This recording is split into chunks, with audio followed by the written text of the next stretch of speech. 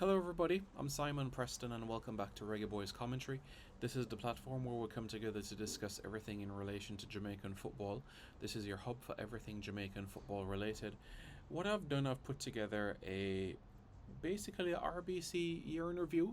Some of the discussion points, the topics, some moments of 2023. So I encourage you, before I play basically a review of the calendar year, I encourage you to hit the like button, hit the subscribe button as well, and use the super chat feature so that you guys can get more involved with the discussion as well. Okay, guys, enjoy this video and give me your thoughts. Give me your thoughts in the comments below about it, okay? A lot to reflect upon from this calendar year, a lot of things to ponder on, but I'm confident that you all will enjoy this video.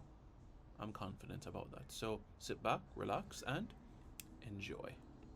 Welcome to the history of Jamaican football. This is 113 years of Jamaican football in one video. Sit back, relax, and enjoy the history of Jamaican football. So, where did it all begin? Well, let's go back to 1654. In late 1654, English leader Oliver Cromwell launched the Western Design Armada against Spain's colonies in the Caribbean.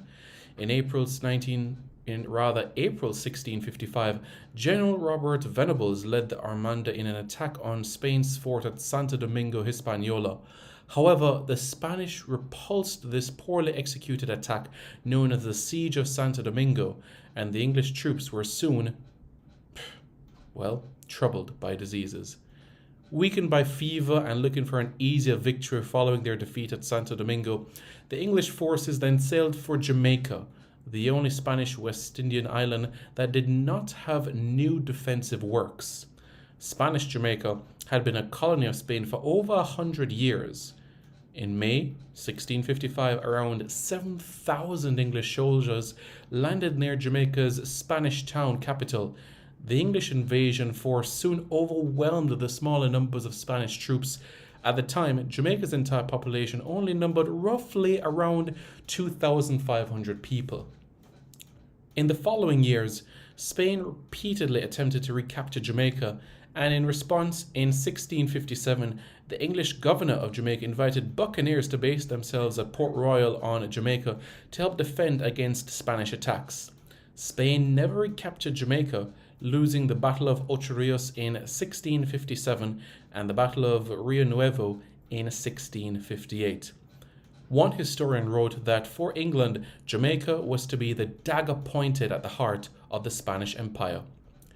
Despite the fact that Jamaica was an English colony, Cromwell increased the island's white population by sending farmers, indentured labourers, land surveyors, and other agriculture-based workers to the island.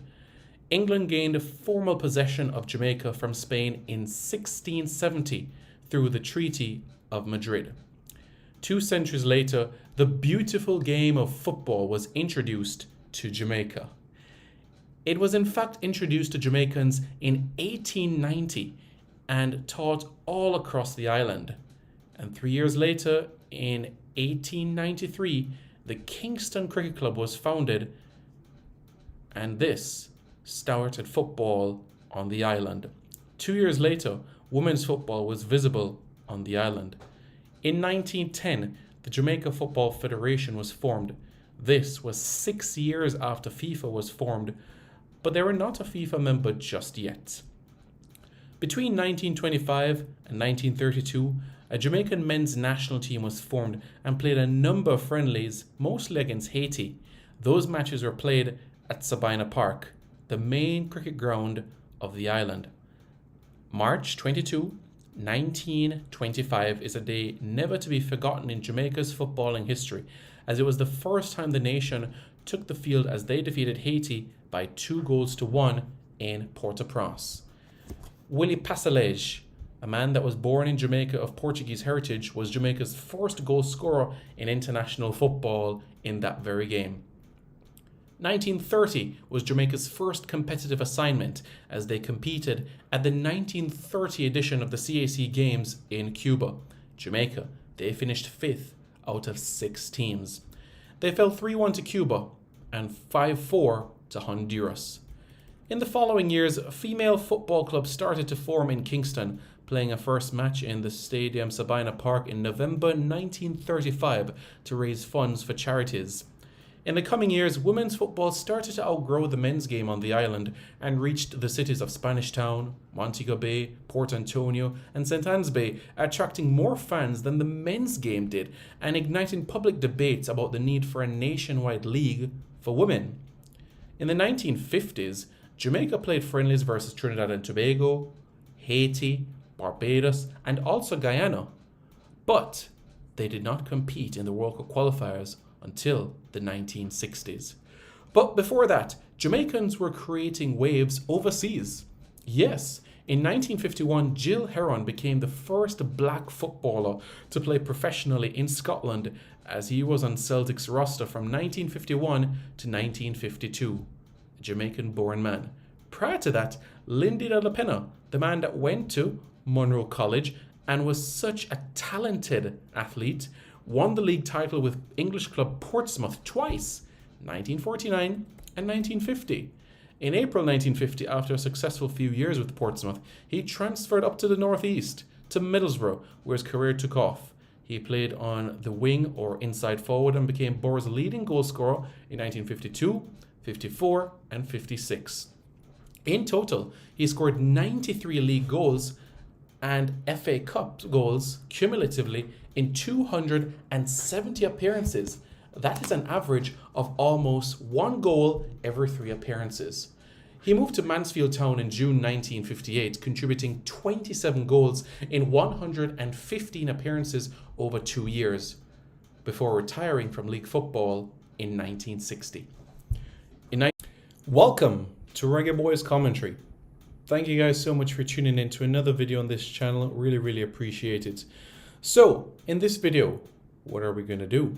Well, we're going to have a discussion about Jamaica's top 5 greatest results. Yes, that is right. These are Jamaica's top 5 most memorable results in international football. These are the ones that will always stand out. These are the performances, well rather results, that will always live with you for the rest of your life. And these are things that we can never ever forget. That's right. This is something that should never ever leave our mind, our thoughts, our heart, because of how great and how special this moment was in particular. Yeah, that's exactly why it should be in that sort of light. So before we get into the top 5, folks, if you haven't already, smash the like button. And if you've already smashed the like button, hit the subscribe button. And if you've already hit the subscribe button, folks, then it's quite simple. Share this video right now with a friend. Yeah, share this video right now with a friend. Yeah, share this video right now with a friend. Share this video right now with a friend. Just copy the link and send it to your brethren, send it to your sister, send it to your partner, send it to your wife, your husband, send it to family member, send it to your brethren. Just send it out right now. Yeah? Just do that right now. Really appreciate it, guys. We're so close. This close. Yeah. Yeah. This close. The 16K. Come on, guys.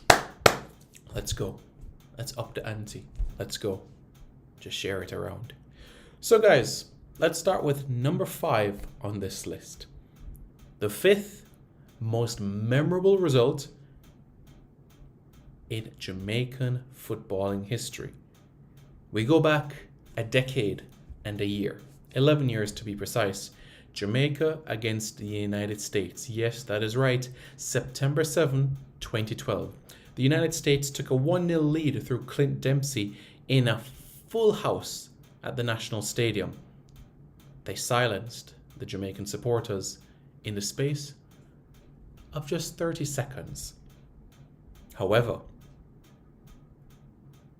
later in the first half, Rudolph Austin with a free kick equalized proceedings for Jamaica. And there was that momentum. There was that spark that Jamaica could win this game. Another free kick in the second half. What happened?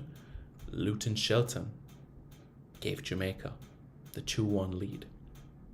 And you know what happened? Jamaica held on for a 2-1 victory. The first time ever,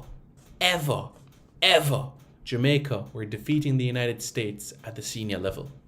The first time ever. Of course, Jamaica defeated the United States at the under-17 level in 2007 with a come-from-behind 3-2 win. But this was special. This was special, defeating the United States in 2012.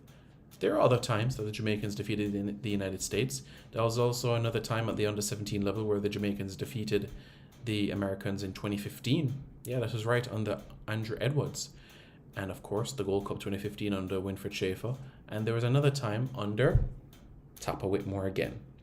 A friendly match in 2019, defeating the United States 1-0 in a friendly international. So at number 5, it's Jamaica 2, the United States 1. At number 4 on this list, we go to a team which has won the World Cup. Yes, that is right. Jamaica defeated a team that won the World Cup. Can you believe that, guys? Can you believe that? Jamaica defeated a team that won the World Cup. Who was that? That was Uruguay in 2004. Jamaica defeated Uruguay 2-0 at the National Stadium in 2004. And this is an Uruguay team that had Diego Forlan as well. Let's not forget that. Jamaica 2, Uruguay 0. Jamaica securing a victory over two-time World Cup winners Uruguay, 1930 and 1950. Also in front of a national stadium that had the sea of gold. That's right. The Jamaicans 2, Uruguay 0. That was number 4. At number 3 on this list, it wasn't a win, but it's one that will always live with us. We'll go to February 1998, where Jamaica took on Brazil in the Gold Cup. Cesare Maldini, who was the coach of the Italians at the time, the father of Pablo, said that teams like Jamaica don't deserve to be at the World Cup, that Jamaica didn't deserve to be there, and that the Brazilians were going to smash the Jamaicans.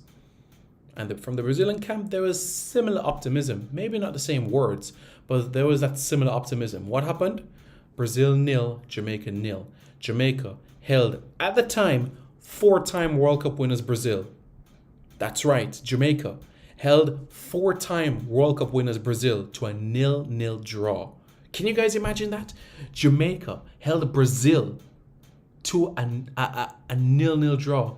I was thinking if this was number 1 in this list, but it just makes 3rd for me. That's right. That's right, folks. 0-0 draw. And that is number 3 on this list. At number 2 on this list, it's another South American team. And let me tell you something, this was a special night. Not because I was there, not because I was involved, but because of the result. And that is the reason why we're doing this video in particular. Jamaica were ranked 55th in the world at the time. Defeated Chile. Guys, Jamaica defeated Chile, Copa America champions. Ranked number 3 in the world at the time by 2-1. Clayton Donaldson, bam, in the first half. Joel Grant, bam, in the second half. The Chileans equalized. Well, they pulled one back late on. But guess what? Chile had Alexis Sanchez, Jean Beausejour and company, and still the Jamaicans, the Caribbean champions at the time, defeated the South American champions in Viña del Mar. Passionate La Roja crowd. However, Jamaicans got the surprise and shock win, and that will be always one of Jamaica's most memorable ever results in international football. But that's number 2 for me. Number 1, Mexico 0, Jamaica 0. You guys know what I'm talking about, right? Yeah, you guys know exactly what I'm talking about. Jamaica 0, Mexico nil. November 16, 1997, the most crime-free day ever in the history of Jamaica. The first time post-independence where Jamaica had 0 recorded deaths across the entire island. The day where Jamaica qualified for the 1998 FIFA World Cup. That is number 1 on this list of Jamaica's top 5 most memorable results in international football. Reggae Boys fans, what are your thoughts? How does your top 5 differ? Are there similarities? Are there differences? Do you have the exact same top 5? Well, I tell you what, let me know your thoughts in the comments below. Tell me exactly how you feel. Alright? So, bang in the comments below, let me know how you feel, and don't forget to like, share, comment, and subscribe to Reggae Boys Commentary for more content. Cool.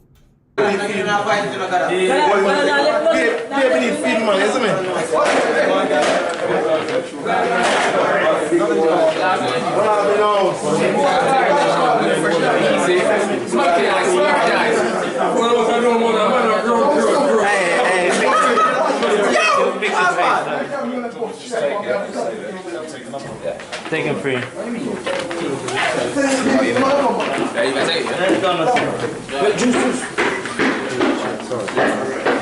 Ronaldo.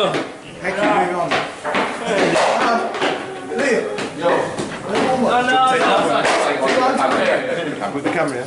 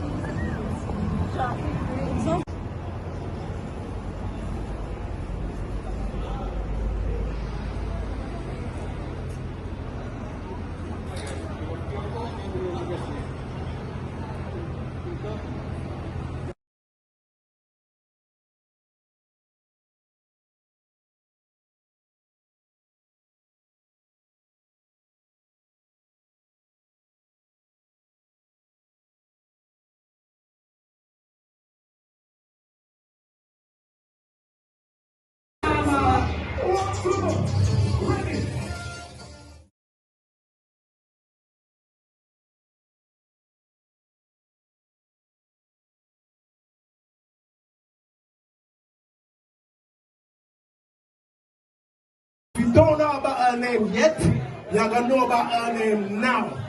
My people inside Adidas in London, the official home for football, please give it up and make some noise for my little sister from Birmingham, 0121 Bricks! Go West London. No man.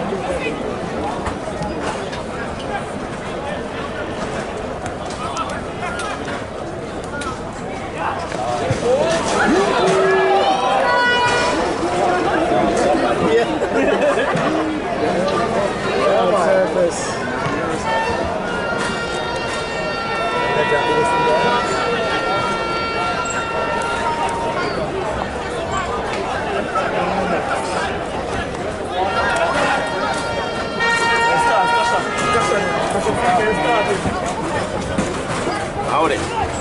Oh, I'm coach. All right.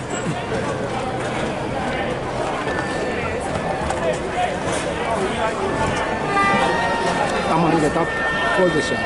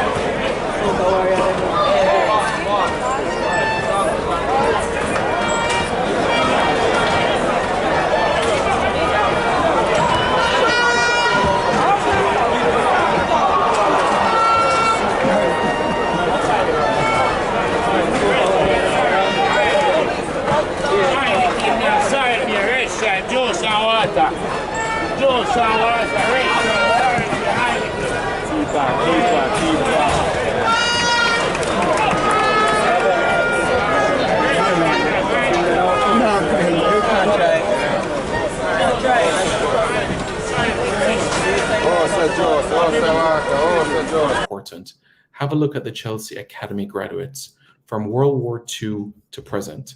The vast majority, as you can imagine, are English players, from the likes of Rod Greenwood to Harry Berriman to Bobby Smith to Ron Harris to Clive Walker to Lee Frost to Graham Lasso to Paul Hughes to John Terry. You have to go to the 90s to find a person of Jamaican heritage that made that graduated from the Chelsea Academy. And who was that? That was Frank Sinclair, 1998 World Cup representative for Jamaica, Frank Sinclair. There was another player of Caribbean heritage that graduated through the Chelsea Academy system in the 90s, and that was Junior Mendes, former international of Montserrat. In the 2000s, there were three players of Jamaican heritage that graduated from the Chelsea Academy. And those individuals are Jermaine Beckford, and we know Jermaine Beckford, who made his debut for Jamaica in 2013 in that 1-1 draw against Panama, his only goal coming up against the United States in the qualifiers in that calendar year. Anthony Grant, we know his debut for the Reggae Boys came in 2021 against Mexico at the Azteca Stadium, and Sean Cummings, who made his debut for Jamaica in the 2014 World Cup qualifiers, but the year specifically was 2013. Former Chelsea player as well, and he was basically brought into the system under Mourinho. Although he didn't get a lot of playing time at Chelsea, he did operate within that system as well. And then you're further on into the 2000s, and what do you have here? Casey Palmer, who represented Jamaica in 2021 against the United States in Austria. To date, he's only capped thus far. But look at the other players that graduated within the 2010s. The Josh McEachrons of this world, Nathan Chalobah, Dominic Solanke, Declan Rice, Fakayo Tomori, Ruben Loftus-Cheek, Callum Hudson-Odoi, Mason Mount, Trevor Chalobah, Reece James, Conor Gallagher, Tammy Abraham, Mark Gehi, Jamal Musiala, Tariq Alamti. Quite a lot of players made that transition, and I know you see a familiar face right here, Rohan Ince. Yep, Rohan Ince and Michael Kedman. Rohan Ince is a player that plays for Montserrat right now, and he started out at Chelsea as well. He's now playing at Woking, but in terms of his experience with Montserrat, this came in 2021. In relation to Michael Kedman, born in London, but represented Trinidad and Tobago in 2022. That's when he made his debut. But now Kedman is operating in Iceland. That's where he plays his club football. So what do you see that you would say in common if you look across those names? You look at all of those names in terms of the persons of Jamaican heritage that went on to represent Jamaica. What do you see in common with every single one of those names? What stands out to you of all of them? So, Casey Palmer, Sean Cummings, Anthony Grant, Jermaine Beckford, and Frank Sinclair. What do you see that is in common, or something that you could say meshes? What do all of them have in common? All of them were born in England. But this is different now. Yes, Michael Hector was signed to Chelsea. Although he did not appear for the Chelsea first team, he did train with them. He did travel with them for pre-season tours. And he was given a squad number at Chelsea. Signed in 2015, and we know 2019 is when he left for Fulham, and he spent 3 years at Fulham and now at Charlton Athletic. So I made mention about a minute ago in relation to the situation there. So why is Whisper's move different? Because this is historic. First Jamaican-born football player at Chelsea. After Raheem Sterling. John Whisper Richards becomes the first Jamaican-born football player after Raheem Sterling to join Chelsea Football Club. Fantastic. And when you think about Jamaican-born football players that have gone on to represent or play at some of the big clubs across England and by extension the United Kingdom, you think about John Barnes, played at Watford, Liverpool, Newcastle United, and then ended his career at Charlton Athletic. But there are others as well. There are other Jamaican-born football players that did quite well at big clubs. So who was the first Jamaican-born footballer to win the top flight in England? That was Lindy De La Pena. Lindy De La Pena won the top flight league at Portsmouth. And he did. At that time, they didn't have medals like they do now. But at that time, they did receive plaques and certificates. So Lindy De La Pena is a Football League winner and was the first Jamaican to win the Football League. Lindy De La Pena, the legend. Lindy De La Pena, the legend. There are other Jamaican-born football players that have done fantastically well. What about Jill Heron? Jill Heron was born in the 1920s in Jamaica. Born in Kingston. But what happened? What happened? He played for St. George's College in football, won Manning Cup and Olivia Shield in the 1930s, and then he went on to represent a Caribbean All-Star team and beat the Caribbean All-Star at that time, a Jamaican All-Star versus a Caribbean All-Star. He even beat Herb McKinley as a schoolboy. After that, he went to Canada, and he was later enlisted in the Royal Canadian Air Force. In that time, persons from England saw his skill, but he signed for Chicago Sparta. And being there, they were able to travel to the UK. And by scoring goals within the UK, he was spotted by a scout of Glasgow Celtic, and he signed for Glasgow Celtic in 1951.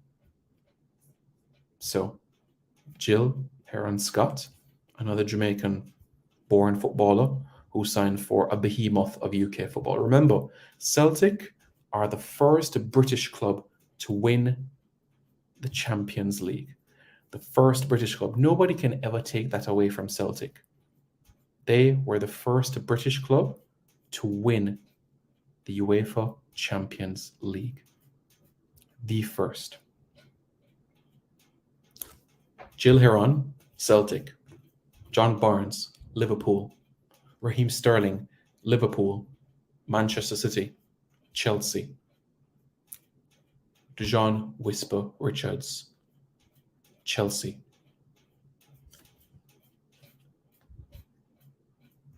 And you can't leave off Leon Bailey. Why? Aston Villa are also giants within their own rights. Aston Villa won the European Cup, which is now called the Champions League, in 1982. They are a Champions League winner. They're a club that has won trophies. They are a club with pedigree. And you cannot dispute that. Leon Bailey, Aston Villa. Dejan Whisper Richards, Chelsea.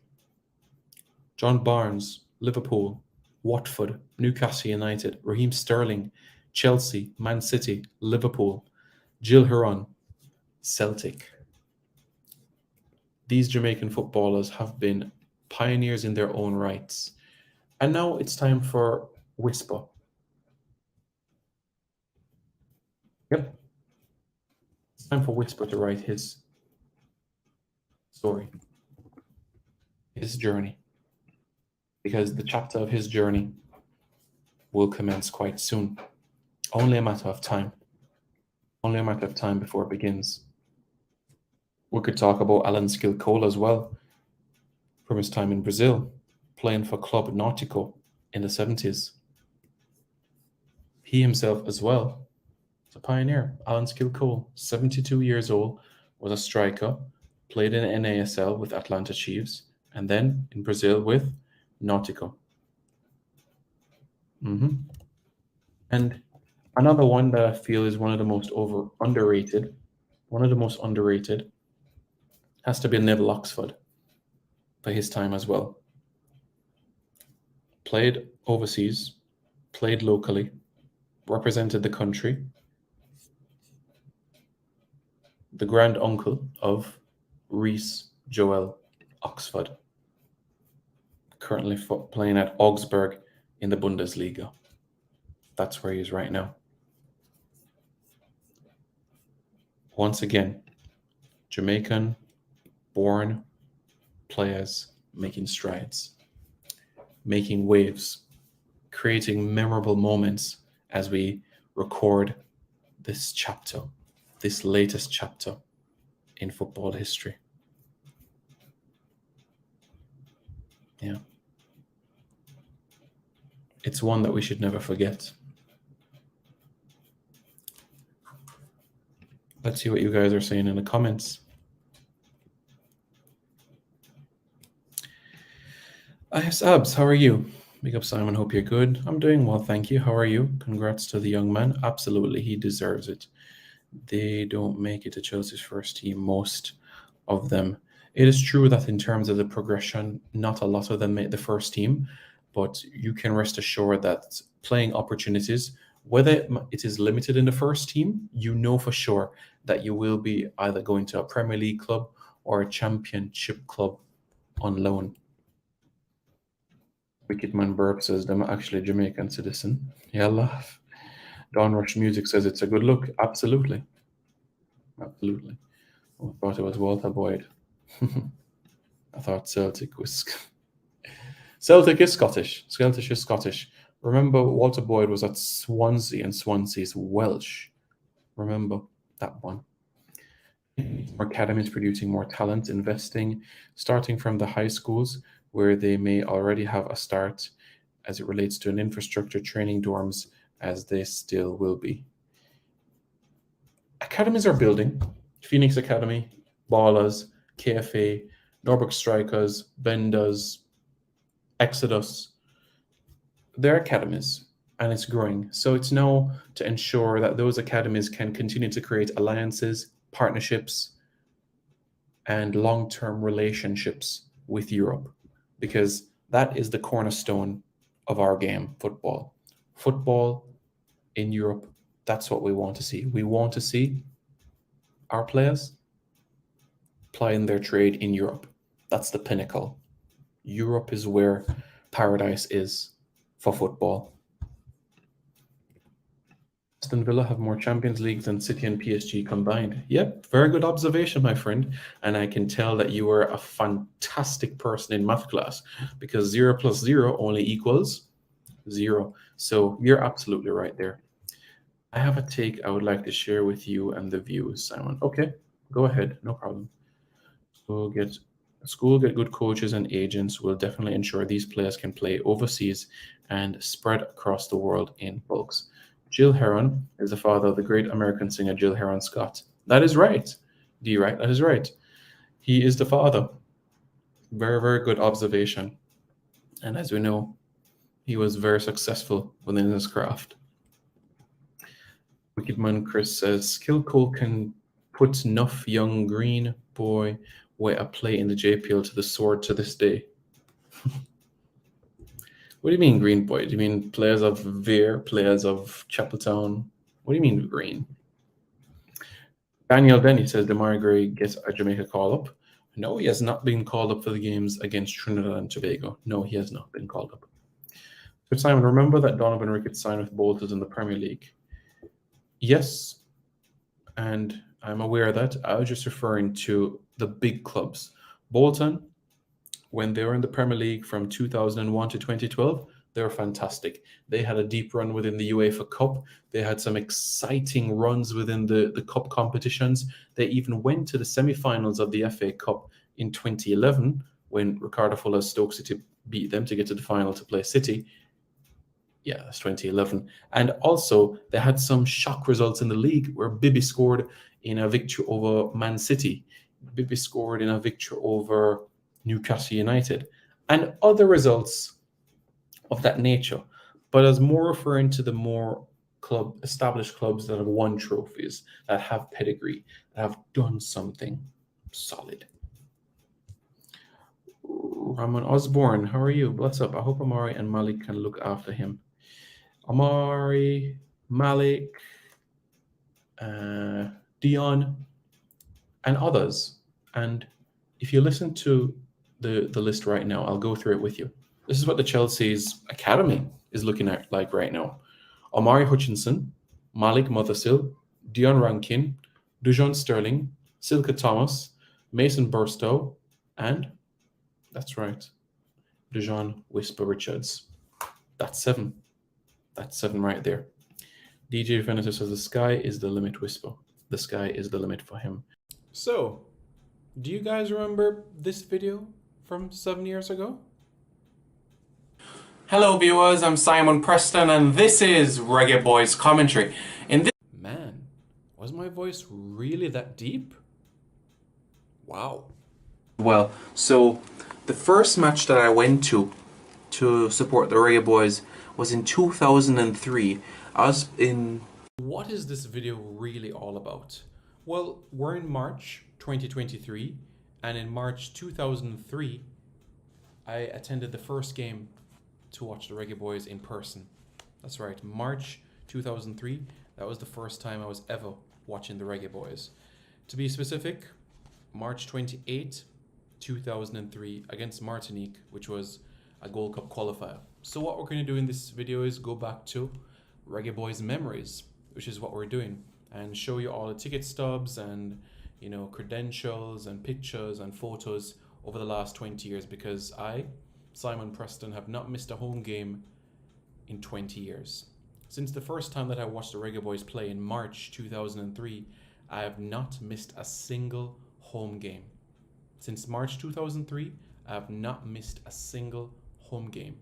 20 years without missing a home game, whether that's Kingston, Montego Bay, and I've also caught some games on the road, as you guys are aware as well. Gold Cup 2003, I've been to the Copa America, I've been to the Gold Cup overseas as well. I've caught friendly internationals on different corners of the globe as well, which I'm truly grateful about.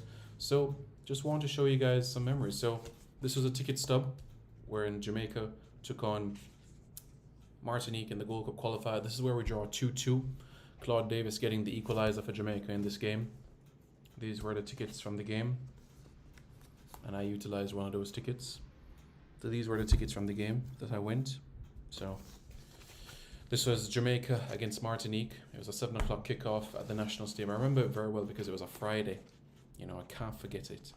I can't forget it because of the game in particular and how everything sort of panned out in that encounter. The second game I went to was May 2003, and it was Jamaica against Nigeria. Jamaica against Nigeria. Yep, that is right. Jamaica against Nigeria.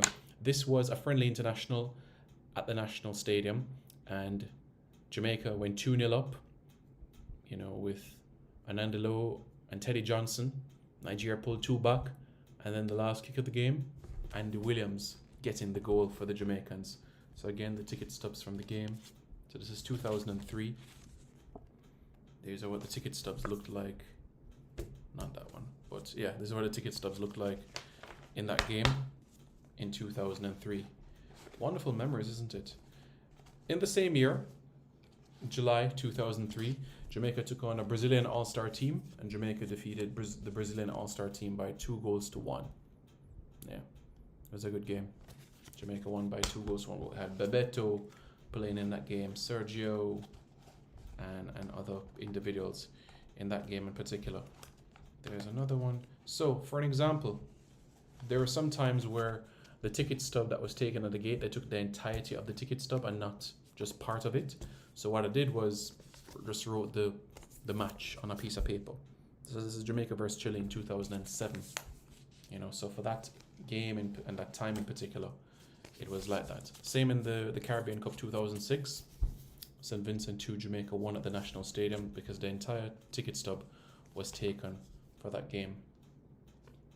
And the same was done in our World Cup qualifying in 2008, where Jamaica defeated Canada by 3-0. All right. Couple of under 20 games as well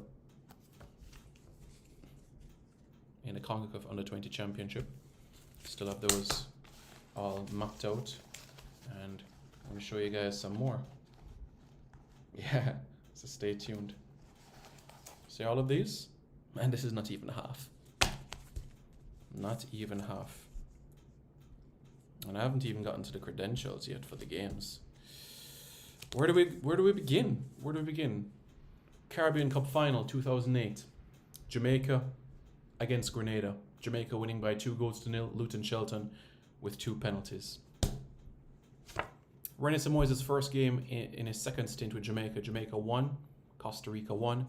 Tyrone Marshall scoring on that occasion. A day that should never be forgotten in Jamaican history. Jamaica defeating the United States by 2-1. The first time ever at the senior level. First time ever at the senior level. A day that should not be forgotten about. Friendly International 2010, Jamaica versus Canada. Jamaica 1, Canada 0. A day never to be forgotten. Another one, September 2010, Jamaica versus Costa Rica. Ryan Johnson scoring. Jamaica 1, Costa Rica 0. Jamaica's first victory over Costa Rica since 1997.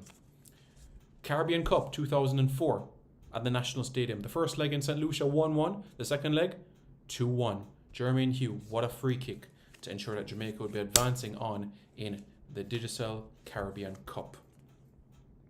Not a memory that we'll reflect on with fondness. Jamaica versus Panama at the National Stadium. Panama 2, Jamaica 1 in 2004. Damani Ralph got the equalizer. We thought we'd get a point, and then, well, you guys know what happened. Very, very disappointing. March 2007, under Bor Milutinovic, Jamaica versus Panama. Jamaica 1, Panama 1. Luton Shelton with the goal in that game. The Caribbean Cup group stages. Jamaica 2, Barbados 1. Barbados leading 1-0. And then here comes Luton Shelton, and here comes Rudy Austin. The Gold Cup in 2003. Colombia versus Jamaica. Colombia 1 by 1-0. This was at the Orange Bowl Stadium in Miami. Yeah, quite a game it was. Jamaica versus Cuba, 2012. Georgina James at the National Stadium. Bam. 1-0. A moment we don't want to reflect on with fondness. 2007, Jamaica's under 17 team had just defeated USA 3-2. All we needed was a win over Trinidad. But Trinidad got the win. Very disappointing. Jamaica versus Guatemala on the topper, 2-0. Omar Daly with the second, Ricardo Fuller with the first goal. Jamaica El Salvador a few days earlier. Rudy Austin with a goal from half line and Bibi with a brace. We looked at Jamaica, Costa Rica already. One of the best games I have experienced in terms of momentum, in terms of my personal thoughts and feelings of how the game went out, and just the sheer emotion. Jamaica 1, Mexico 0. Ricardo Fuller with the goal in that game. A few days later, Jamaica versus Honduras. Luton Shelton with the goal in that game. Yeah, memories. Memories, I tell you. Yeah. I'll show you some of the accreditations quite shortly. I just wanted to give you guys a little bit more of the insight into things. Matches, tournaments, everything of that nature, but I keep all of them. All of the accreditations I hang on to. Jamaica versus Bermuda. The last match that we played before COVID, well, during COVID. Jamaica, Bermuda. Jamaica 2, Bermuda 0. Goals in that game coming from Jordan Fletcher and also Kemar Bushy-Beckfoot scoring on his debut in that game.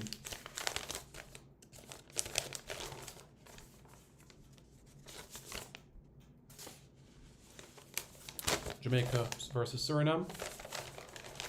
Jamaica 3, Suriname 1.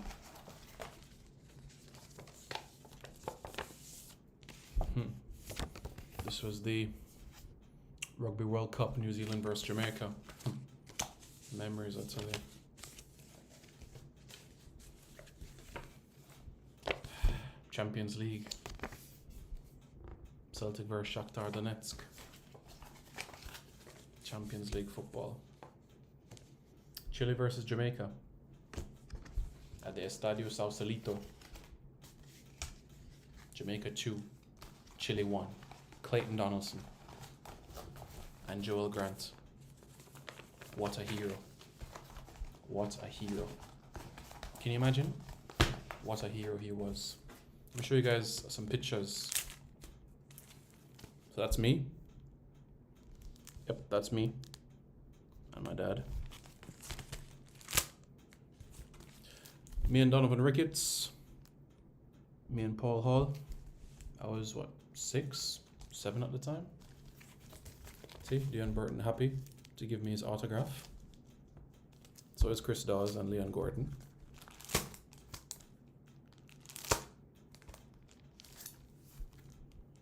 Wiley Boo and Chris Dawes. Fitzroy Simpson. Happy to give me his autograph too. Frank Sinclair. Claude Davis.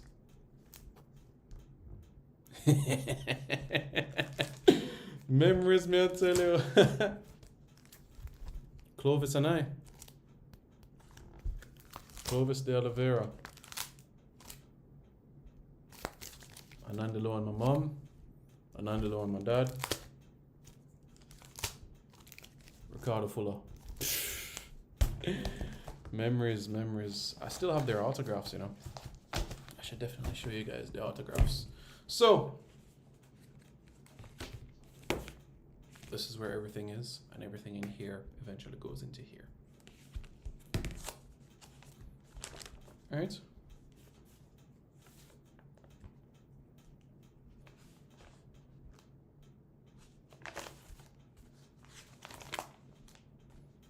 Autographs from players.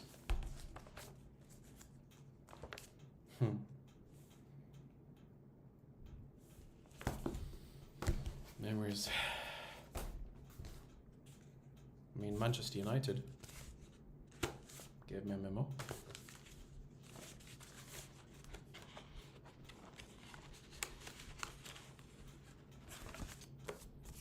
Got a signed picture from Wayne Rooney and a signed picture from David De Gea. Happy days. And what followed after that was, thank you, Manchester United.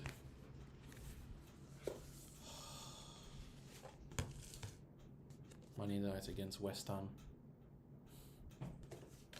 What a day it was.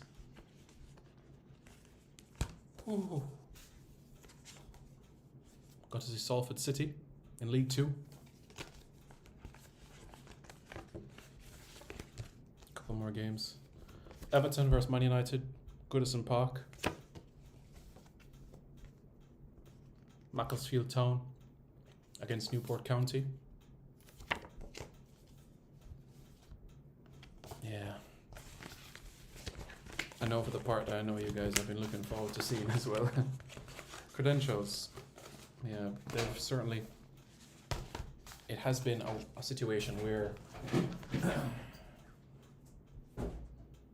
you know, I know you guys have been looking forward to a lot, and I'll show you guys as well. I mean, you guys would have seen a lot of it in terms of the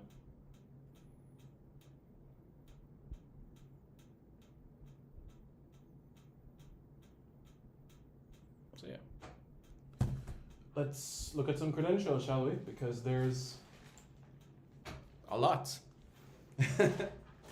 Quite a bit. I mean, where do we begin? Where do we begin? Because there absolutely is so many. There's so many. I guess we could just talk about the ones that stands out the most to me. The ones that lives the most to me. The one that will always, you know, resonate with me. I'll show you. World Cup qualifiers.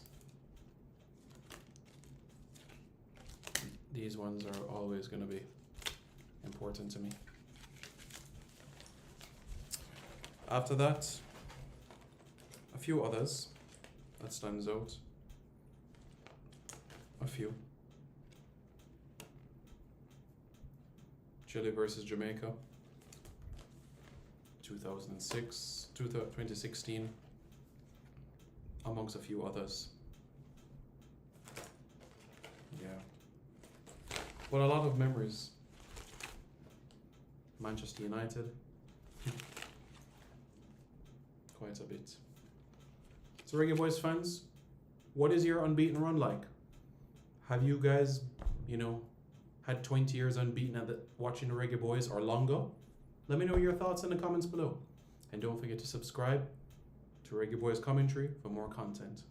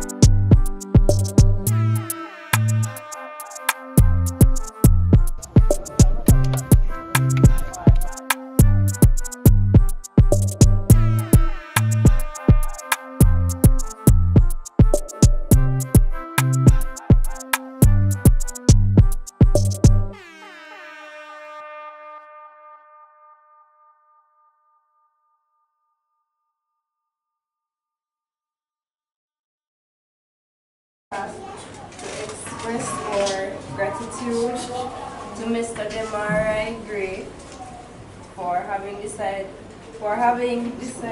to make this presentation to our football team this morning. Mr. Gray, on behalf of our Garumasi High School football team and by extension our Garumasi High School family, I express our heartfelt thank you, and may this be the beginning of greater things to come. Please consider yourself now a Cuban. I thank you, and I know that the boys will bring home the Da Costa Cup.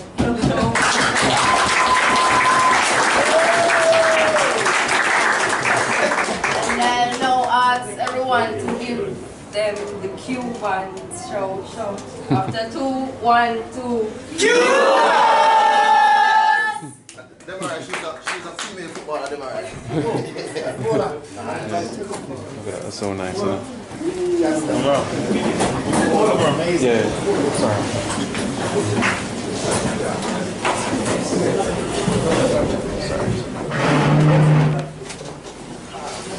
Sorry.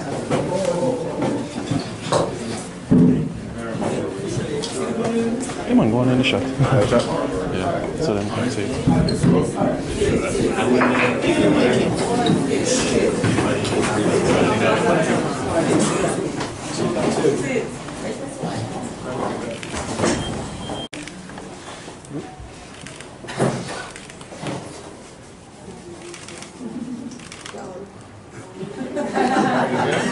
All good. Thank you very much.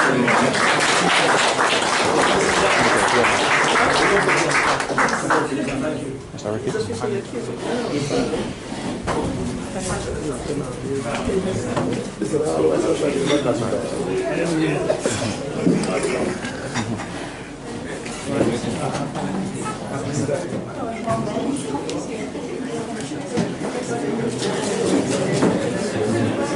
do you think, bro?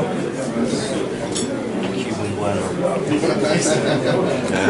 Yeah, nickname for the school. Cubans. Yeah. The school is a gift from Cuba. So we give it the story name Cubans.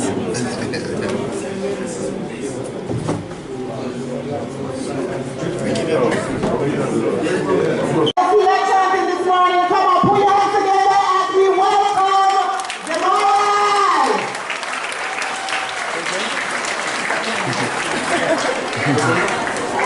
Good morning, everybody.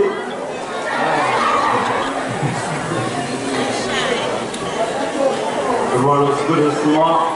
I'm happy to be here to see you guys. Obviously, my grandparents come from around here, and yeah, it's just nice to be back.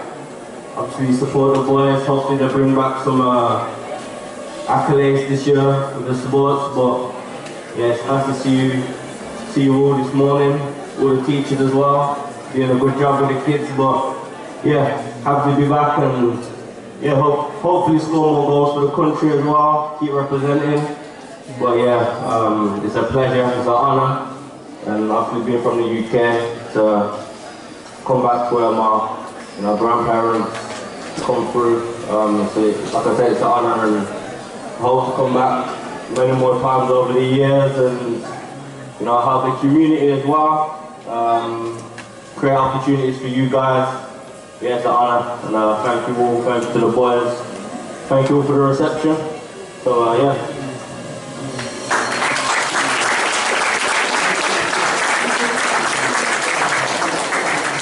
We brought a few pair of boots, you captain.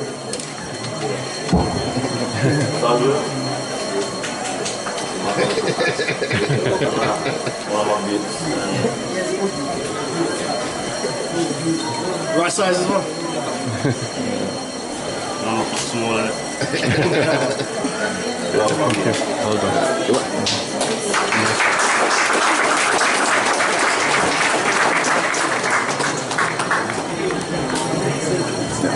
Yeah. Any size 7? Any size 7? A tree. Yeah, true. So. That's it. That's that.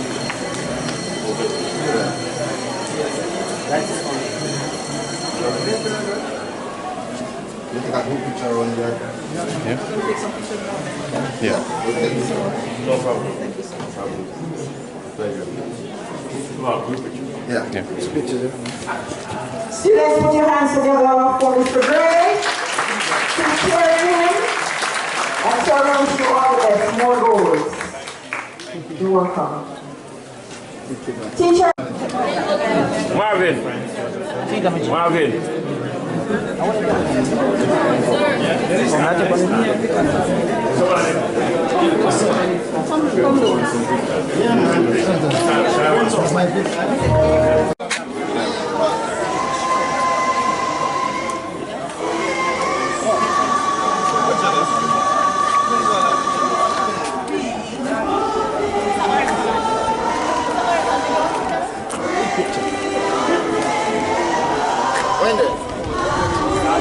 Morning. You got a picture? Get in there, man. Yeah, get in there.